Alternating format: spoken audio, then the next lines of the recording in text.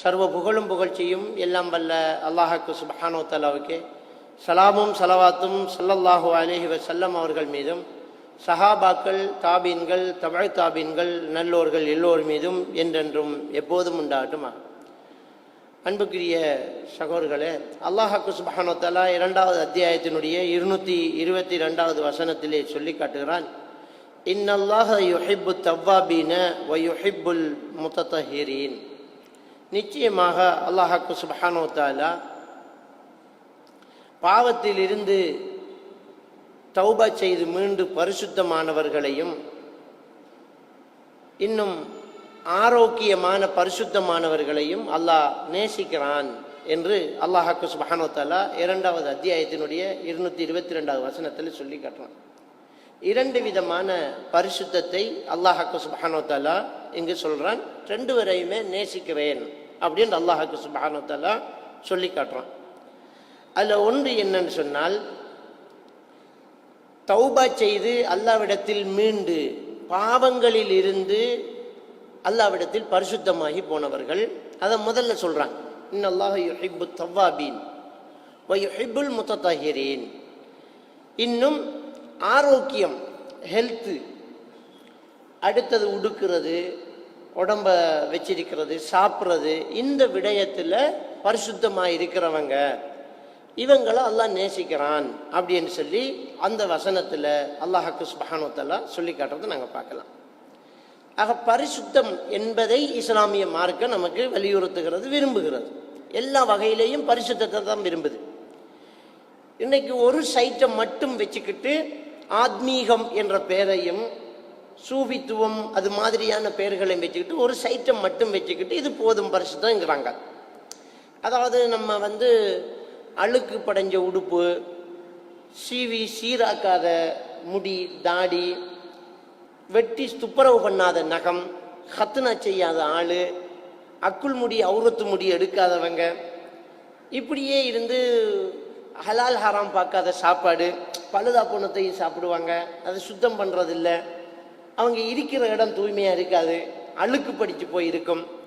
அப்படி இருந்துக்கிட்டு அவங்க சொல்லக்கூடிய வார்த்தை முற்றும் துறந்தவர், முற்றும் துறந்துட்டோம், எங்களுக்கு இதெல்லாம் ஒன்றுமே கிடையாது, அல்லாஹ் இதை பார்க்கறதில்ல, உள்ளத்தை தான் அல்லாஹ் பார்க்குறான், மனசால நாங்கள் பரிசுத்தம் எந்த பெண்ணையும் தீண்டினதில்லை, யார் சொத்துலையும் நாங்கள் கை வச்சதில்லை, நாங்கள் மனசால பரிசுத்தமாக இருக்கிறோம் அப்படின்னு சொல்லி ஒரு சிலர் 2ல் 1 வச்சுக்கிட்டு இருக்கிறதை நாங்கள் பார்க்கலாம்.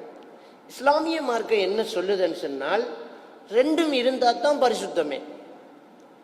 மனசு பரிசுத்தமாக இருந்தால் கண்டிப்பாக உடம்பும் பரிசுத்தமாக இருக்கும். அதில் வெளிப்பாடு இதுதான் அப்படிங்கிறத தான் இஸ்லாமிய மார்க்கம் சொல்லுது. 2 வரையும் தான் அல்லாஹ் நேசிக்கிறான் என்றால் 2ல் எதை விட்டாலும் அல்லாஹ் அவரெல்லாம் கோபப்படுறான் அப்படிங்கிறத நாங்கள் பார்க்கலாம். அல்லாஹ்வுக்கு சுப்ஹானஹு வ தஆலா அவனுடைய திருமறையில சொல்லும்போது, இன்னமல் முஷ்ரிகூன நஜஸுன் ஃபலா யக்ரபுல் மஸ்ஜிதல் ஹராம பஅத ஆமிஹிம் ஹாதா. அல்லாஹ் தஆலா அந்த மக்கா வெற்றி பிறகு, இந்த வருடத்துக்கு பிறகு இனிமேல் இந்த ஹரம் ஏரியா, புனித பிரதேசம், அந்த மக்காவுக்குள்ள மதீனாவுக்குள்ள அந்த ஹரம் ஷரீஃபுக்குள்ள முஷ்ரிக்கீங்கள் இனிமேல் நுழைய வேண்டாம், நிச்சயமாக முஷ்ரிக்கீங்கள் நஜிஸானவர்கள் அப்படின்னு சொல்லி அல்லாஹ்வுக்கு சுப்ஹானஹு வ தஆலா சொல்லி காட்டுறான். அப்போ இங்கு அல்லாஹ் தஆலா நஜிஸு, அசிங்கம் என்று அல்லாஹ் சொல்றது, முஷ்ரிக்கீங்களுடைய மனசில் ஷிர்க் இருக்குது, அந்த ஷிர்க்கு நஜிஸு. அவங்க குளிச்சிருப்பாங்க, துப்புரவா உடுத்திருப்பாங்க, ரொம்ப ஹெல்த்தியை பேணக்கூடியவங்களா இருப்பாங்க, ரொம்ப ஆரோக்கியமாக இருப்பாங்க. ஆனால் அல்லாஹ் அவங்களை நஜிஸுங்கிறான். என்னென்றால் அவர்களுடைய மனசு நஜிஸாக போயிருக்குது. படைத்த ரப்புல் ஆலமீனை விட்டுட்டு அவனுக்கு நிகராக இன்னொரு கல்லுக்கிட்டையோ சிலைக்கிட்டையோ மகானுக்கிட்டையோ பெரியார்கிட்டையோ கபரடியையோ போய் பிரார்த்தனை செய்கிற நேரம் அவருடைய லா இலாஹ இல்லல்லாஹ் என்கிற அந்த கோட்பாட்டில் அவர் நஜிஸ், அசிங்கத்தை படுத்திட்டார். அது அசிங்கம்தான். அல்லாவுக்கு நிகராக இன்னொன்றை கொண்டு வந்து வைத்தால் அல்லாவை பற்றிய நம்பிக்கை கொண்ட அந்த நம்பிக்கையில் அசிங்கத்தை தான் அவர் என்ன செஞ்சுக்கிறாரு, பூசி இருக்கிறாரு. அப்போ முஷ்ரிக்கீங்களை அல்லாஹ்வுக்கு சுப்ஹானஹு வ தஆலா நஜிஸு அப்படி என்று அல்லாஹ்வுக்கு சுப்ஹானஹு வ தஆலா சொல்லி காட்டுறான். அதே மாதிரி நபிகள் நாயகம் ஸல்லல்லாஹு அலைஹி வஸல்லம் அவர்கள் குளிக்கிறதுக்காக போகிறாங்க. அப்போ தன்னுடைய மனைவி குளிச்சுக்கிட்டு வெளியில் வராங்க. வெளியில் அந்த தண்ணி அவங்க குளித்த மீதி தண்ணியில் குளிக்கிறதுக்கு போகும்போது மனைவி சொல்கிறாங்க, நான் முழுக்காளியாக இருந்து குளித்த மிச்ச தண்ணி அப்படின்னு ஒரு எச்சரிக்கையாக சொல்கிறாங்க, நீங்கள் அதில் குளிக்கலாமா அப்படிங்கிற மாதிரி ஒரு கேள்வி கேட்குறாங்க. அப்போ நபிகள் நாயகம் ஸல்லல்லாஹு அலைஹி வஸல்லம் அவங்க சொல்கிறாங்க, ஒரு மூமின் பரிசுத்தமானவன் அவன் குளித்த தண்ணி நஜிஸாகாது அப்படிங்கிறத சொல்லி காட்டுறாங்க. அதே மாதிரி நபிகள் நாயகம் ஸல்லல்லாஹு அலைஹி வஸல்லம் அவர்கள் ஒரு இடத்துக்கு போகும்போது அபூ ஹுரைரா ரலியல்லாஹு தஆலா அவங்க முன்னால் வராங்க. அவருக்கு சலாம் சொன்னதாங்க. ஆனால் கொஞ்ச நேரத்தில் அபூ ஹுரைரா ரலியல்லாஹு காணல. ரசூலுல்லாஹி ஸல்லல்லாஹு அலைஹி வஸல்லம் அவங்க கொஞ்ச நேரமாக அங்கே மற்றவங்களோட பேசிட்டு இருந்து ரொம்ப நேரம் கழித்து அபூ ஹுரைரா ரலியல்லாஹு தஆலா வராங்க. தலையில் தண்ணி சொட்ட சொட்ட நிற்கிறாங்க. அப்போ எங்கே அபூ ஹுரைரா கண்டன் சலாம் சொன்ன காணாமல் போயிட்டீங்களே அப்படின்னு கேட்டாங்க. யார சொல்லலாம், நான் ஜுனுபாலியாக இருந்தேன், நான் பரலான குளிப்பு கடமையான ஒரு ஜுனுபாலியாக இருந்தேன். அந்த ஜுனுபுடைய நிலையில் உங்களோட உட்கார்ந்து உங்களோட பேசுறதுக்கு எனக்கு ஒரு அருவருப்பாக இருந்துச்சு, அதனால தான் ஓடி போய் குளிச்சுட்டுக்கு வரேன் அப்படின்றாங்க.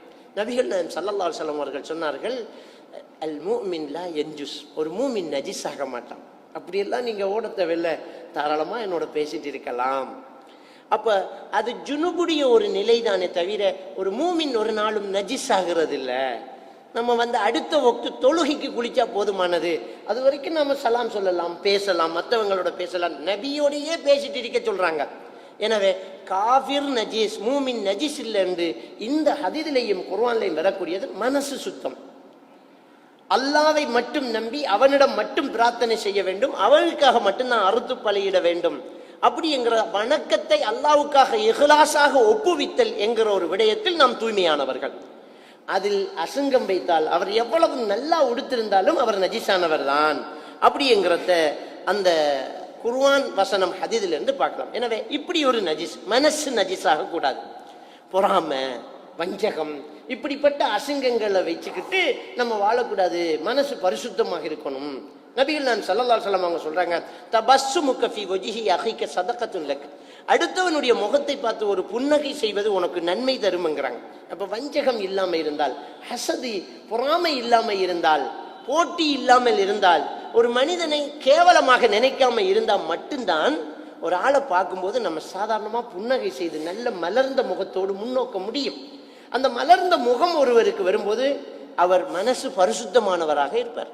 எனவே மனசுல பரிசுத்தம் என்பது இந்த இஸ்லாம் சொல்லக்கூடிய ஒரு முக்கியமான ஒரு விடயமா. இரண்டாவது, உடல் பரிசுத்தம் அப்படிங்கிற விஷயத்தை இஸ்லாமிய மார்க்கம் நமக்கு சொல்லித்தருது. அந்த உடல் பரிசுத்தத்தை பொறுத்த வரைக்கும் ஒரு விஷயத்தை நபிகள் நாயகம் ஸல்லல்லாஹு அலைஹி வஸல்லம் அவங்க சொல்றாங்க, இதா வதா அஹதுக்குமுல் அதா பிஹுஃபைஹி, இன்னொரு ரிவாயத்தில் வருது பிநிலைஹி ஃபதஹூருஹுமா துராப், உங்கள் செருப்பு அல்லது செப்பாத்து, இந்த செருப்பினால் அல்லது காலணியினால், ஹுஃபினால், செப்பாத்தினால, அதாவது ஹுஃபுங்கிறது காலை முழுசா மறைக்கிறது, நம்ம ஷூன்னு சொல்லுவோம்.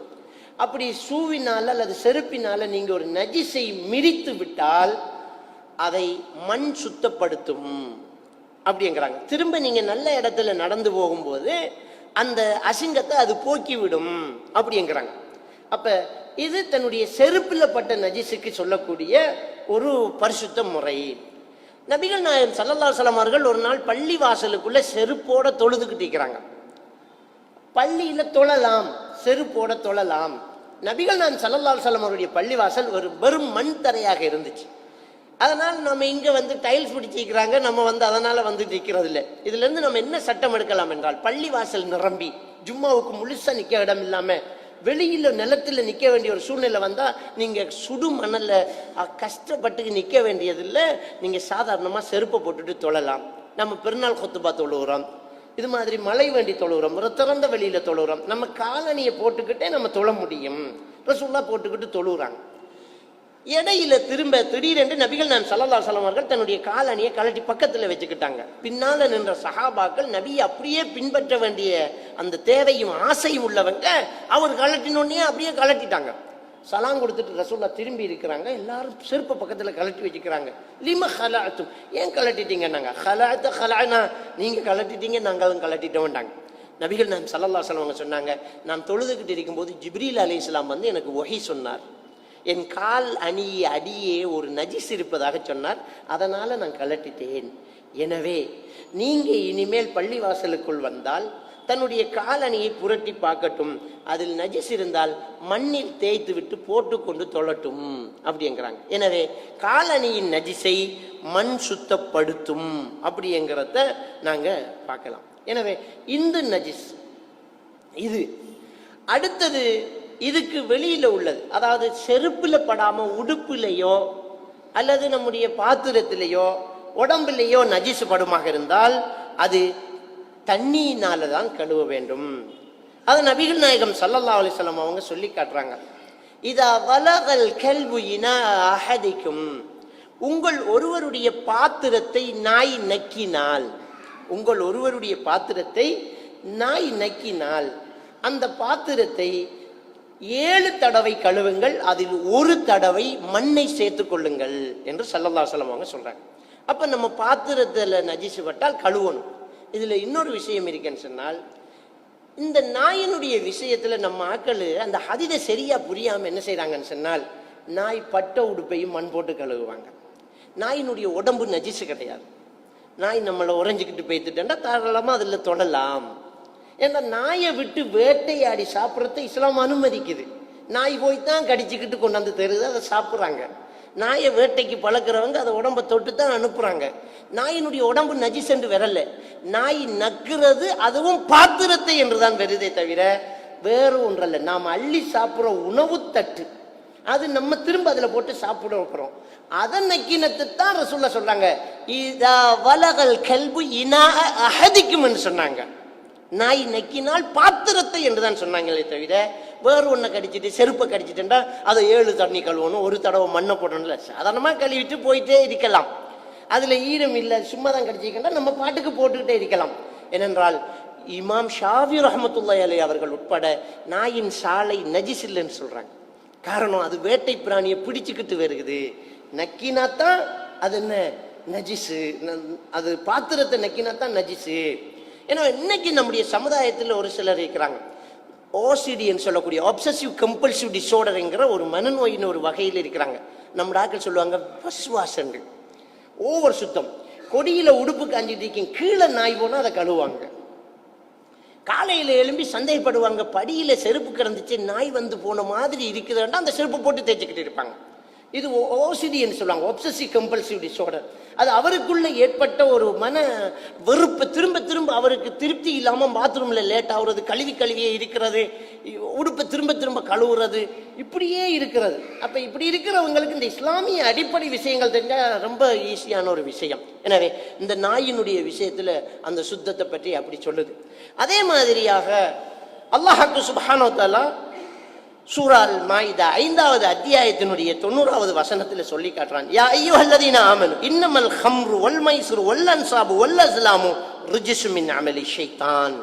அல்லாஹ் தஆலா என்ன சொல்றான்னு சொன்னா, ஈமான் கொண்டவர்களே, போதைப் பொருள், மது, சூது, நட்டி வைத்து வணங்குவது, சிலையை வணங்குவது, கல்லை வச்சுட்டு நட்டி வச்சுட்டு கபரை வச்சுக்கிட்டு வணங்குறது, வல் அஸ்லாமு ரிஜ்ஸும் மின் அமலி ஷைத்தான், அம்புரைந்து குறி சொல்வது, இது ஷைத்தானிடம் இருந்தும் உள்ள ஒரு அசிங்கம், நஜிஸு அப்படிங்கிறான். அப்ப இதுல இந்த ரெண்டும் கலந்து வருது. குடிக்கிற உடம்போடு ஒட்டக்கூடிய சாராயம் நஜிஸு தான், அது குடிக்க கூடாது, நஜிஸு அப்படிங்கிறாங்க. அதே மாதிரி சூது, அது ஒரு பொருள் கிடையாது, ஆனால் அது மனசை நஜிஸாக்குது. அதே மாதிரி சிலை வணக்கம், அது உடம்புல படுறதில்லை, ஆனால் அது மனசை நஜிஸாக்குது. குறி பார்ப்பது, அது மனசை நஜிஸாக்குது. இப்படியான இந்த விஷயங்கள் நஜிஸானவைகள், அதை தவிர்ந்து கொள்ளுங்கள், லஅல்லக்கும் துஃப்லிஹூன், நீங்கள் வெற்றி பெறலாம் என்று அல்லாஹ் சுப்ஹானஹு வ தஆலா சொல்லி காட்டுறான். எனவே சாராயம், மது என்பது குடிக்கும் போது அது நஜிஸு, அது ஹராம், அதை விட வேண்டும் என்பதை இங்கே இந்த வசனத்தில் இருந்து சொல்லப்படுது. அதே நேரம் சாராயம் பட்டால் உடுப்புல நஜிஸா என்றால் நஜிஸ் கிடையாது. சாராயம் பட்டால் உடுப்புல கொட்டிட்டு அது ஒரு ஆல்கஹால், அது ஒரு வினாகிரியினுடைய அடுத்த கட்டம். அது கொட்டுப்பட்டா நஜிஸ், கழுவுறது இல்லை, குடிக்கிறது நஜிஸு அப்படி என்று இமாம்கள், ஃபிக்ஹுடைய இமாம்கள் தெளிவாக எழுதுறாங்க. எனவே இந்த நஜிஸுகளை நாங்கள் தவிர்த்து கொள்ள வேண்டும். தொடர்ந்து அல்லாஹ் தஆலா சொல்றான், இன்னமா யுரீது ஷைத்தான் வ யூகிஅ பைனகுமுல் அதாவத வல் பக்பா. அல்லாஹ் தஆலா சொல்லி காட்டுறான், நிச்சயமாக ஷைத்தான் இந்த மது, சூது என்ற இந்த நஜிஸான விஷயங்களினூட ஷைத்தான் உங்களிடத்திலே பகைமையையும் கோபத்தையும் நாடுகிறான். உங்களுக்குள் அதை மூட்டி விடுவதை தான் நாடுகள். இந்த போதையினாலும் இந்த சூதினாலும் உங்களுக்குள் பகைமையையும் எதிர்ப்புகளையும் கோபத்தையும் உண்டாக்குவதைத்தான் ஷைத்தான் நாடுகிறான். மேலும் அல்லாஹ்வை நினைவு கூறுவதை விட்டும் தொழுகையை விட்டும் உங்களை தடுப்பதை நாடுகிறான். அப்ப அது அவ்வளவு மோசமானது. இன்னைக்கு சாதாரணமா போதை வஸ்து பாவிக்கக்கூடியவர்கள் இருக்கிறாங்க. ஒரு காலத்துல சிகரெட்டு குடிப்பாங்க, வீடி குடிப்பாங்க, நாத்தமா இருக்கும், கண்டுபிடிச்சிடலாம். இன்னைக்கு டெப்லெட் பாவிக்காங்க, தூள் பாவிக்காங்க. ரொம்ப பொறுமதியான சில மது போதைகளை பாவிக்கிறாங்க. வீட்டில் இருந்துக்கிட்டு வெளியில நல்லா தான் இருக்கிறாங்க.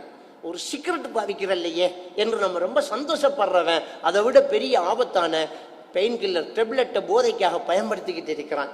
சில தூள் வகைகளை சாப்பிட்டு இருக்கிறாங்க. இது அவரை தொழுகையை விட்டும் அல்லாஹ்வை நினைவூறுவதை விட்டும் பராக்காக்கி விடக்கூடியது, ஷைத்தானுடையது. அதனால் உங்களுக்குள் பிரச்சனையை உண்டாக்கக்கூடியது, நஜிஸு, விட்டு விடுங்கள் என்று அல்லாஹ் சுப்ஹானஹு வ தஆலா சொல்லி காட்டுவதை நாங்கள் பார்க்கலாம். எனவே இப்படிப்பட்ட ஒரு நஜிஸை அல்லாஹ் தஆலா நமக்கு சொல்லி காட்டுறான். அடுத்தது நபிகள் நாயகம் ஸல்லல்லாஹு அலைஹி வஸல்லம் அவங்க சொல்றாங்க, அல் ஃபித்ரத்து ஹம்சுன், இயற்கை பரிசுத்தம் 5 அப்படிங்கிறாங்க. ஒரு மனிதன் இயற்கையாக எடுத்துக்கொள்ளக்கூடிய ஒரு பரிசுத்தம் என்பது இயற்கையாக அவன் செய்ய வேண்டிய விடயம் 5. இது புகாரியில முஸ்லிமில வரக்கூடிய ஒரு ஹதீஸ். அதுல ஒன்று அல் ஹிதான், ஹத்னா செய்து கொள்வது ஒரு பரிசுத்தம் அப்படிங்கிறாங்க. நம்ம ஹத்னா செய்து கொள்வது நம்ம உடம்புக்கு அது பரிசுத்தம்.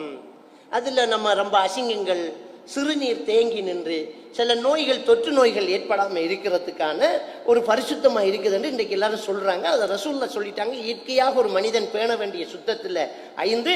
முதலாவது ஹிதான், 2வது ஒல் இஸ்திஹ்தாத், அவுரத்து முடி இறக்கிறது, மர்ம உறுப்பில் இருக்கக்கூடிய முடிகளை நீக்கி அதை சுத்தமாக வைத்துக் கொள்வது. ஒ தக்லீமுல் அல்ஃபார், நகம் வெட்டுதல். இது ரொம்ப நம்ம சமுதாயத்தில் பேச வேண்டிய ஒரு விடயமா இருக்குது, நகம் வெட்டுறது சம்பந்தமா. என்றால் நம்ம ஆட்கள் நகத்தை பார்த்தா சுத்தமாக தான் வச்சிருக்கோம், சுத்தமாக தான் வச்சிருக்கிறோம் என்று என்ன செய்யறாங்க சொல்றாங்க. ஸ்டைலுக்கு வச்சுக்கிறாங்க. கூடுதலாக பெண்கள் ஸ்டைலுக்கு வச்சுக்கிறாங்க. ஒரு சிலர் அந்த நகை அவங்க செய்யற தொழிலுக்கு, இப்போ யாரும் கோவிச்சுக்க கொள்ளக்கூடாது. ஒரு டெய்லர், அவர் அந்த தையலை தேய்ச்சி விடுறதுக்கு நகம் வேணும் எனக்கு, அதுக்கு நகம். ஒரு ஃபோன் மெக்கானிக், அந்த ஃபோன் கவரை கலட்டுறதுக்கு, சிம்மு கலட்டுறதுக்கு எனக்கு நகம் வேண்டும், அதுக்காக நகம் வச்சிக்கும். அன்புக்குரிய இஸ்லாமிய சகோதரர்களே, இஸ்லாமிய மார்க்கம் தடை செய்தென்றால் தடைதான்.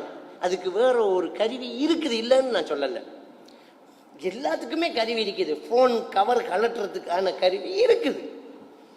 அந்த ஃபோன் ரிப்பேரிங் கோர்ஸுக்கு போனீங்கன்னா அதுக்கு தேவையான டூல்ஸ்ல அதுவும் ஒன்று இருக்குது. அல்லாஹ்வுக்கு தூதருக்கு மாறு செஞ்சுக்கிட்டு நம்ம காசு சம்பாதிக்க நினைக்கக்கூடாது.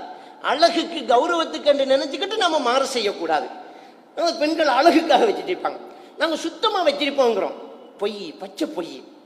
சில கண்ணுக்கு தெரியாத சிறிய சிறிய நமக்கு தொல்லை தரக்கூடிய சில நுண்ணங்கிகள் அந்த நகை இடுக்கில் இருந்து நம்மளால நீக்க முடியாத அளவுக்கு அது இறுக்கமானது, காற்று புகை இடம் இல்லாதது. எப்படி நம்ம சுத்தமா வச்சிருக்க முடியும்? நபி அவர்கள் சொன்னால் அது உலகம் அழியும் மட்டும் பொருத்தமானது. அவ நகத்தை களைவது. அடுத்தது அக்குள் முடியை பிடுங்குவது என்றாங்க. பொதுவாக அக்குள் முடியை பிடுங்குறது தான் நபி அவர்கள் ஆரம்பத்தில் சொன்னது. அது சின்ன வயசுல இருந்தே செஞ்சுட்டு வந்தால் லேசானது. இப்ப நமக்கு கஷ்டமா இருந்தால் அதை வேறு முறையில் நீக்குவது, அதை நாங்கள் செய்யலாம். மீசையை கத்தரிக்கிறது. தாடியை தொடக்கூடாது, தாடியை தொடக்கூடாது. இப்போ இன்னைக்கு எல்லாத்தையும் செஞ்சுட்டு நகத்தை வளர்த்துக்கிட்டு இருப்பாங்க. தாடி வச்சுக்கிட்டு இருந்தா நரகலாம். முடியை வச்சுட்டு ஒரு சமயக்கட்டில் ஒரு ஹோட்டலில் வேலை செய்கிறேன்டா, இன்றைக்கு யூரோப்பில் ஒரு தொழிலுக்கு போகிறாங்க, ஹோட்டல் மேனேஜ்மெண்ட் செஞ்சால் தாடி உனக்கு வேலைக்கு ஆகாது, ஏன் நான் துப்புரவில்லை. அப்போ முகத்தில் தாடி இருக்கிறது, சாப்பாட்டில் முடி விழுந்துடும் அப்படி என்று பயத்தால் சமயக்கட்டில் இருக்கிற பெண்கள் என்ன தலையை சேவெடுத்துட்டா வராங்க. அவ்வளோ பெரிய கூந்தல் என்ன விழாதா? முடி விடாம சமைக்க முடியுமா இல்லையா? நபி அவர்கள் சொன்னது உதட்டுக்கு கீழே இருக்கிற தாடி அல்ல, உதட்டுக்கு மேல இருக்கிற மீசையை கத்தரிக்க சொல்றாங்க. அதை கத்தரிங்க, அது சுத்தமானது. அதை கத்தரிக்க சொன்னாங்க. வலிக்கிறதல்ல, கத்தரிக்கிறது. இன்னைக்கு நிறைய பேர் அந்த மீசையை வளர்த்துக்கிட்டு இருப்பாங்க, இன்னொரு பெருசா இருக்கு, அது ஒரு நேரத்துக்கு கத்தரிச்சு கொண்டு இருக்கணும். வலிக்கிறதல்ல, மொத்தமா வலிக்கிறது நபி வழி அல்ல. மீசையை சிலர் வலிக்கிறாங்க, வலிக்கிறது நபி வழி அல்ல, கத்தரிப்பது தான் நபி வழி. அதை ரசூலுல்லாஹி ஸல்லல்லாஹு அலைஹி சொன்னாங்க. இது புகாரியில முஸ்லிமில வரக்கூடிய ஒரு ஹதீஸ். அதே மாதிரி ஆயிஷா ரலியல்லாஹு தஆலா அவர்கள் அறிவிக்கக்கூடிய இன்னொரு ஹதீஸ். அவங்க சொல்றாங்க, நபி அவர்கள் சொன்னார்கள், இந்த இயற்கை விஷயங்களை இன்னொன்று சேர்த்து சொல்றாங்க. அதுல என்ன வருது என்றால் இஸ்தின்ஷாக்குல் மா, நாசுக்கு தண்ணீர் செலுத்தி மூக்கை கழுவிக்கொள்வது, மூக்கில் தண்ணியை இழுத்து சீறி கழுவிக்கொள்வதையும் அதோடு சேர்த்து சொல்றாங்க. அதே மாதிரி சொல்றாங்க ஒன்றுக்கு ரெண்டுக்கு துப்புரவு பண்றதுக்காக தண்ணீரை எடுத்துக்கொண்டு போவது, இதையெல்லாம் அதோடு சேர்த்து சிவாக் பல்லு விளக்குவது, தாடியை அடர்த்தியாக வைப்பது, இது சுத்தம்ங்கிறாங்க. தாடியை அடர்த்தியா வைக்கிறது இயற்கையா ஒரு மனுஷன் செய்ய வேண்டியது. இது ஆயிஷா ரலியல்லாஹு தான் சேர்த்து சொல்றாங்க. இது மூணு வேறையா வருது. தாடியை வைக்கிறது சுத்தமா. அப்ப நம்ம என்ன யோசிக்கணும் என்றால், உண்மையில் தாடி வைப்பது ஒரு ஆணுக்கு எங்கேயோ ஒரு இடத்துல பரிசுத்தமா இருக்கும். எப்பவுமே ஆண் வெயில்ல வெளியில வீதியில இறங்கி தொழிலுக்கு என்று போறவன், அவனுடைய முகத்துல சூட்டை பாதுகாக்கக்கூடியதாக இந்த தாடி இருக்கும். இந்த தாடியை வலிக்கும் போது இந்த தோல்ல இருக்கக்கூடிய கத்தி, சவரம் கத்தி படப்பட படப்பட ஏதோ ஒரு இன்ஃபெக்ஷன் அவருக்கு வாரத்துக்கான சந்தர்ப்பம் இருக்கும். அது சூட்டை தனித்து அவருக்கு ரொம்ப பெரிய உதவியாக இருக்கும். இன்னைக்கு நான் ஒரு ஆர்டிக்கல் பார்க்கிறேன். மேற்கத்திய உலகத்தில் உள்ள ஒரு டாக்டர், ஒரு கிறிஸ்தவன், அவன் சொல்றான், தாடி வைப்பவர்களுக்கு ஆண்மை குறைவு ஏற்படாது அப்படிங்கிறான். அப்ப அந்த அளவுக்கு இது ரொம்ப தேவையானது. அப்ப இந்த தாடியை பத்தி இந்த இடத்துல ஒரு இயற்கையின் பரிசுத்தம் என்பதை ஆயிஷா ரலியல்லாஹு தஆலா அவர்கள் சேர்த்தே சொல்றதை நாங்க பார்க்கலாம். அதே மாதிரி நபிகள் நாயகம் ஸல்லல்லாஹு அலைஹி வஸல்லம் அவர்கள் சொன்ன சுத்தத்தை பாருங்க. இத்தகுல் லஆனைன், இரண்டு உங்களை சபித்து விடக்கூடிய சாபச் செயலை நீங்கள் பயந்து நடந்து கொள்ளுங்கள். உங்களை சபித்து விழுத்து விடும், சாபத்துக்குள் உங்களை ஆழ்த்து விழுத்து விடும், அந்த ரெண்டு விஷயத்தை நீங்கள் பயந்து கொள்ளுங்கள் என்று சொன்னாங்க. அப்ப சஹாபாக்கள் கேட்டாங்க, காலு வமல் லஆனானி யா ரசூலல்லாஹ், எது அந்த ரெண்டு சாபமிடக்கூடியதும் அப்படி என்று கேட்டதுக்கு நபிகள் நாயகம் ஸல்லல்லாஹு அலைஹி வஸல்லம் அவர்கள் சொன்னார்கள், மனிதர்கள் நடமாடும் பாதையிலும் மனிதர்கள் ஓய்வெடுக்கும் நிழலிலும் மர நிழலிலும் மலம் கழிப்பது உங்களை சபித்து விடும் செயல் என்று நபிகள் நாயகம் ஸல்லல்லாஹு அலைஹி வஸல்லம் அவர்கள் சொல்லி காட்டுறாங்க. அப்ப இயற்கையை சுத்தமாக வைத்துக் கொண்டிரு என்று அடுத்த சுத்தத்தை இஸ்லாமிய மார்க்கம் சொல்லுது. மனசு சுத்தம், உடல் சுத்தம், இயற்கை சுத்தம். உன்னை சூழ நல்லா வச்சுக்கோ. நபிகள் நாயகம் ஸல்லல்லாஹு அலைஹி வஸல்லம் அவர்கள் சொல்றாங்க, நீ வெளிவாசல் தேவைக்காக போவதாக இருந்தால் மனிதர்கள் காணாத இடம் வரைக்கும் நகர்ந்து கொண்டே இது என்றாங்க. போ, மனித இப்பதான் பாத்ரூம் அதுக்கு செப்பரேட்டா வச்சு அதை துப்புரவா பண்ணி வச்சிருக்கிறோம் நம்ம இப்ப இருக்கிற தொழில்நுட்பத்துக்கு. நபிகள் நான் ஸல்லல்லாஹு அலைஹி வஸல்லம் அவங்க காலத்துல அவங்க சொல்றாங்க, நீங்க வெளிவாசல் தேவையா போறதாக இருந்தால் மனிதர்கள் காணாத இடம் வரைக்கும் நகர்ந்து கொண்டே இரு, போயிட்டே இரு, ரொம்ப மனிதர்கள் குடியிருக்கிற இடத்தை விட்டு தள்ளி போ அப்படிங்கிற விஷயத்தை நபிகள் நாயகம் ஸல்லல்லாஹு அலைஹி வஸல்லம் அவர்கள் சொல்லி காட்டுறாங்க. வெளிவாசல் தேவையே துப்புரவு செய்வதற்கு இடது கையை பயன்படுத்துங்கள் என்று சொல்லிட்டு, சாப்பிடும்போது குல்பி யமீனிக்க வலது கையால சாப்பிடு, அதுக்கு இதை பயன்படுத்தாத அப்படிங்கிறத நபிகள் நாயகம் ஸல்லல்லாஹு அலைஹி வஸல்லம் அவர்கள் சொல்லி காட்டுறாங்க. எனவே இந்த சூழலை சுத்தமாக வைத்திருப்பது இஸ்லாமிய மார்க்கம் நமக்கு சொல்லித்தரக்கூடிய ஒரு அழகான ஒரு விடயம். சூழலை சுத்தமாக வச்சிருக்கணும். அடுத்தவங்க போற நடைபாதையிலையோ உட்காரக்கூடிய அந்த நிழல்லையோ நாம ஒண்ணுக்கு ரெண்டுக்கு போகக்கூடாது என்றால் நம்முடைய வீட்டு கழிவுகளையும் அந்த இடத்துல போய் வீசக்கூடாது.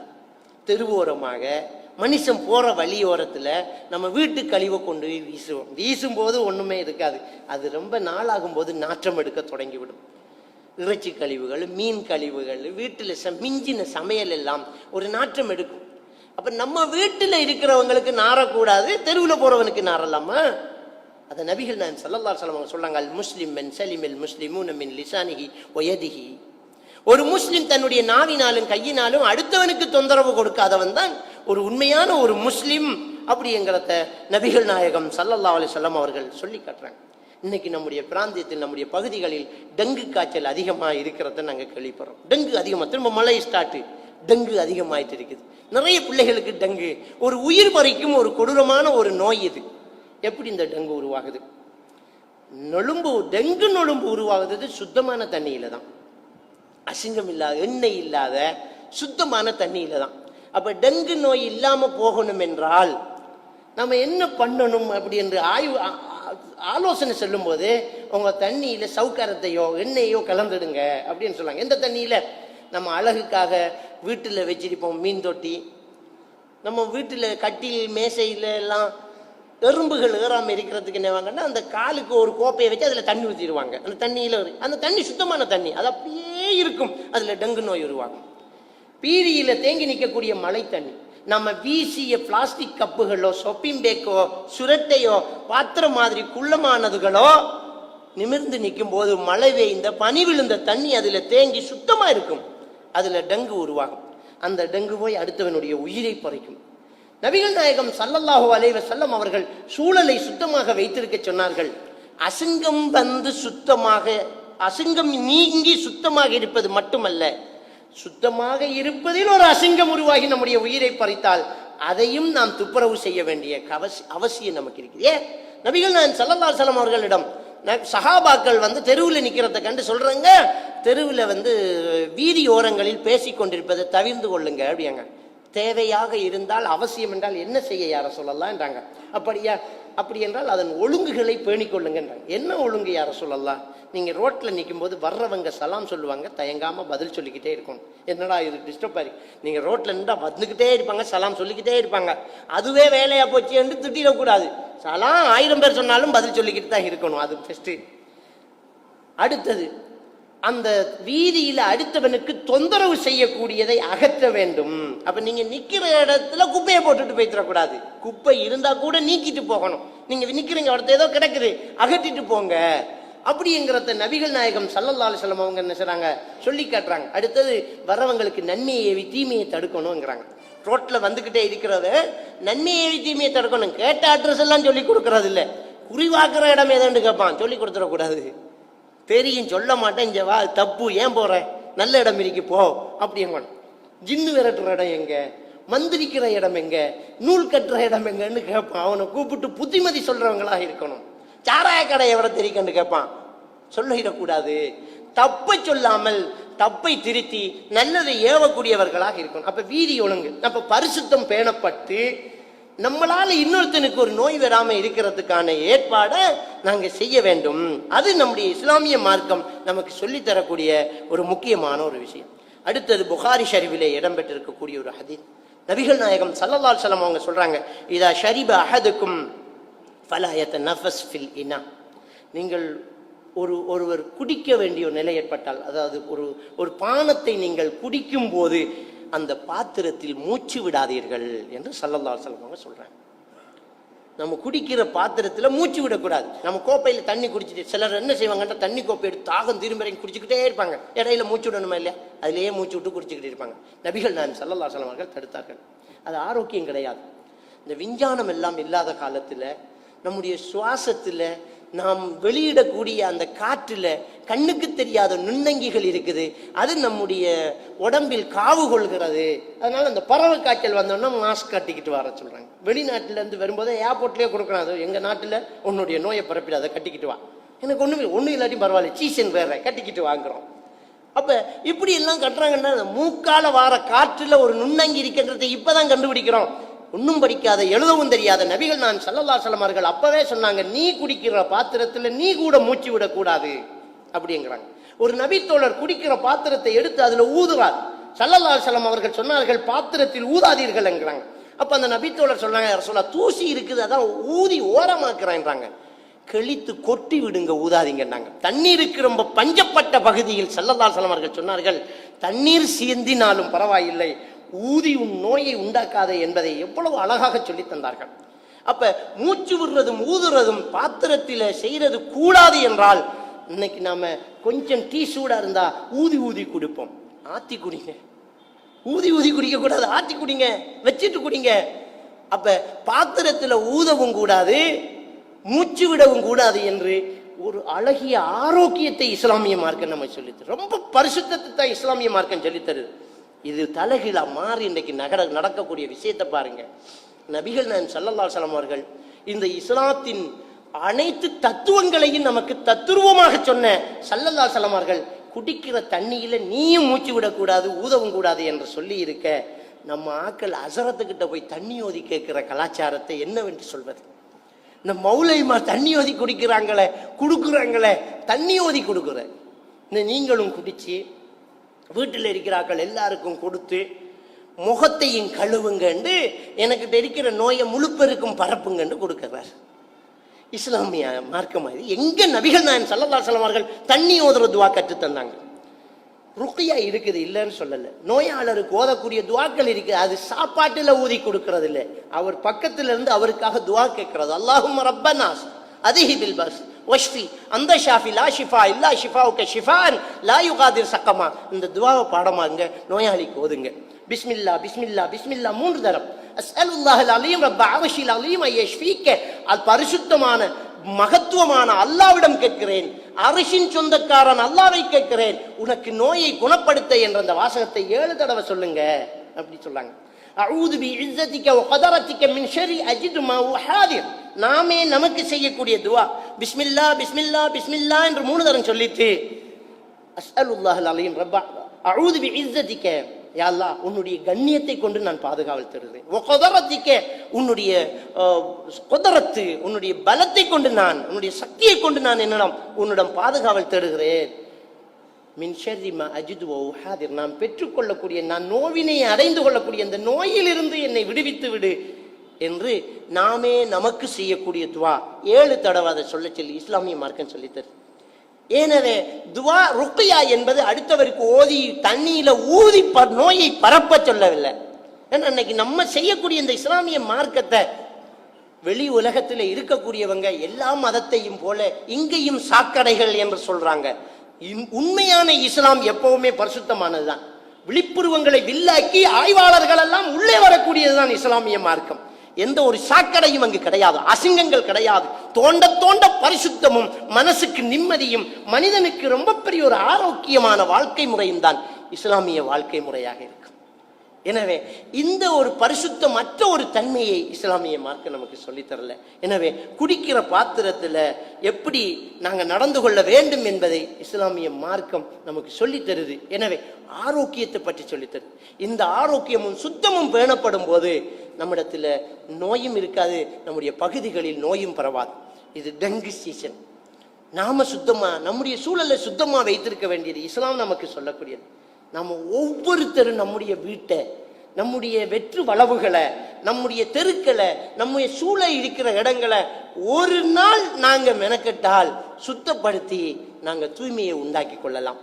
நோய் பரவுறத்துல இருந்து நம்முடைய சமுதாயத்தை பாதுகாத்துக் கொள்ளலாம். எனவே எங்க டெங்கு நோய் பரவுதோ, டெங்கு காய்ச்சல் வருதோ, நுழம்பு அதிகமா இருக்கிறதோ, அந்த மக்கள் கவனிப்பற்றவர்களாக இருக்கிறாங்க, கவனக்குறைவோடாக இருக்கிறாங்க, பரிசுத்தத்தை கைவிட்டுட்டாங்க என்ற அர்த்தம். இஸ்லாம் அங்க இல்லைன்ற அர்த்தம். உண்மையான ஒரு முஸ்லிமாக நாம் இருந்தால் கண்டிப்பாக இதிலிருந்து பாதுகாப்பு பெற முடியும்.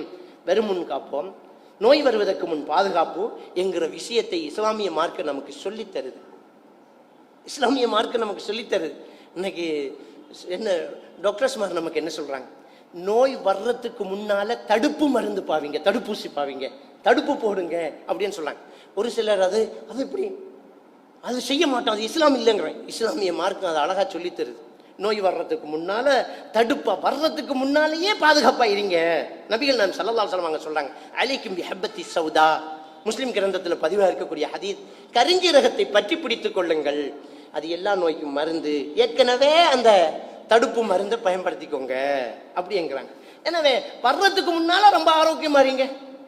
அப்ப நோய் வர்றதுக்கு முன்னால இடத்தை சுத்தமா வச்சுக்கொள்ளுங்க என்கிற விஷயங்களை இஸ்லாமிய மார்க்கம் தெளிவா நம்ம சொல்லித் தருது. அல்லாஹ் சுப்ஹானஹு வ தஆலா நம் அனைவருக்கும் இந்த பரிசுத்தம், உள்ளத்தில் பரிசுத்தம், நாம் உடம்பில் பரிசுத்தம், நம்மை சூழ உள்ள இடத்தில் பரிசுத்தம் என்பதை எல்லாம் பேணி நடப்பதற்கு அல்லாஹ் நம் அனைவருக்கும் தௌஃபீக் செய்வான். قال الله تعالى في القرآن الكريم يسألونك ماذا أحل لهم قل أحل لكم الطيبات. அல்லாஹ் சுப்ஹானஹு வ தஆலா சூரத்துல் மாயிதாவினுடைய 4வது வசனத்தில் சொல்லி காட்டுறான், நபியே உம்முடம் கேட்கின்றார்கள், உங்கள் இரட்சகன் உங்களுக்கு எதையெல்லாம் அனுமதியாக்கி சாப்பிடுவதற்கு அனுமதித்தான் என்று நபியே உம்முடம் உன்னுடைய மக்கள் கேட்குறாங்க. குல் உஹில் லகுமுத் தய்யிபாத். அந்த மக்களுக்கு நீங்க சொல்லுங்க ஒரே ஒரு வார்த்தை, அல்லாஹ் ஆரோக்கியமானவைகளை ஹலால் ஆக்கியிருக்கிறான் என்று சொல்லுங்க. அப்ப அந்த உணவுல ஆரோக்கியமானவைகள் தான் ஹலால்.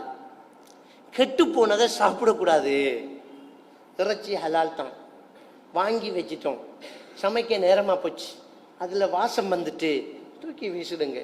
ஏன்னா இஸ்லாம் என்ன சொல்லுது, ஆரோக்கியமானவைகள் தான் உங்களுக்கு ஹலால், கெட்டு போனதை சாப்பிடக்கூடாது. அப்ப முறையாக அறுக்கப்பட்ட பிராணியத்தை நமக்கு அல்லாஹ் அனுமதிக்கிறான். இறைச்சி எல்லா கடையிலையும் இருக்குது. அது முறையாக அறுக்கப்படும் போது அதனுடைய இரத்தங்கள் முழுசா வெளியிறங்கும் போது தான் அதுல நோய் சக்திகள் இல்லாம போகுது, நோய் இல்லாம இருக்கும், இன்ஃபெக்ஷன் இல்லாம இருக்கும், ஆரோக்கியம் இருக்கும். செத்து போனவைகள் 2 உங்களுக்கு ஹலால் என்று சொன்னாங்க ரசூலுல்லாஹ். செத்து போனாலும் உங்களுக்கு 2 ஹலால், ஒன்று மீன், இன்னொன்று வெட்டுக்கிளி என்று நபிகள் நாயகம் ஸல்லல்லாஹு அலைஹி வஸல்லம் அவங்க சொல்றாங்க.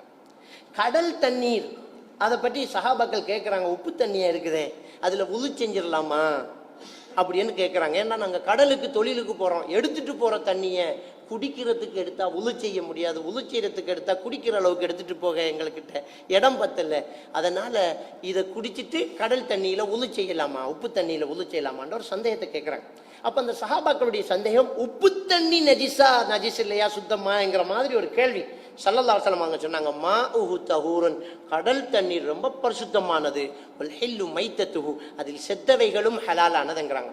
எனவே கடல் வாழ் பிராணியில் விஷம் இல்லாமல் சாப்பிடுவதற்கு உங்களுக்கு அனுமதிக்கப்பட்ட என்ன நண்டு, இறால், மீன் வகை எதுவா இருந்தாலும் உங்களுக்கு சாப்பிடலாம், அதுல விஷம் இல்லை என்றால் அது ஹலால். அது கடலில் இருப்பது செத்தாலும் உங்களுக்கு ஹலால், அந்த தண்ணி ரொம்ப பரிசுத்தமானது அப்படிங்கிறத நபிகள் நாயகம் ஸல்லல்லாஹு அலைஹி வஸல்லம் சொல்றாங்க. தவளையை கொல்லாதீர்கள் என்று ஸல்லல்லாஹு அலைஹி வஸல்லம் சொன்னாங்க. ஏனோ தெரியல, தவளையை கொல்லாதீர்கள் அப்படிங்கிறாங்க. இந்த ஹதீதை இப்ப நம்ம பார்த்தால் சுப்ஹானல்லாஹ், தவளை இருக்கும் குளத்தில் நொழும்பு முட்டை வைக்காது, நொழும்பு தங்காது, அது அப்படியே அந்த பூச்சி புழுக்கு எல்லாம் தின்றுரும். அப்ப ரசூலுல்லாஹி ஸல்லல்லாஹு அலைஹி வஸல்லம் அவங்க தவளையை கொல்லாதீங்கன்றாங்க. தவளை கொல்லப்பட்டதனால் தான் நொழும்பு வருகுது, விட்டுருங்கன்னு இப்ப எச்சரிக்கை கொடுக்குறாங்க. தவளையை கொல்லக்கூடாது, இஸ்லாம் சொன்னது. தவளையினால நமக்கு எந்த தீங்கும் கிடையாது, நமக்கு நல்லதுதான் நடக்குது. என்ன, விஷங்களையும் பூச்சி புழுக்களையும் அது பிடிச்சு தின்றுட்டு போகுது.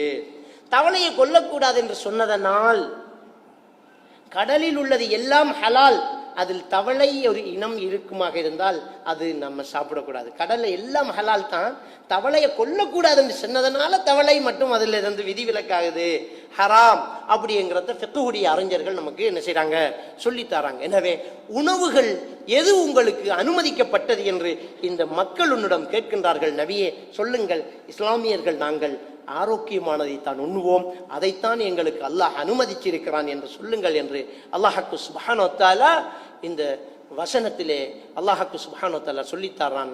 சூரத்துல் மாயிதாவினுடைய 4வது வசனம் பரிசுத்தத்தை பற்றி பேசுகிறது. எல்லாம் வல்ல அல்லாஹ் சுப்ஹானஹு வ தஆலா நம் அனைவரையும் ஈமானோடு வாழ வைத்து ஈமானோடு மரணிக்க செய்வானாக. வ ஆகிரு தஅவானா அல்ஹம்துலில்லாஹி ரப்பில் ஆலமீன்.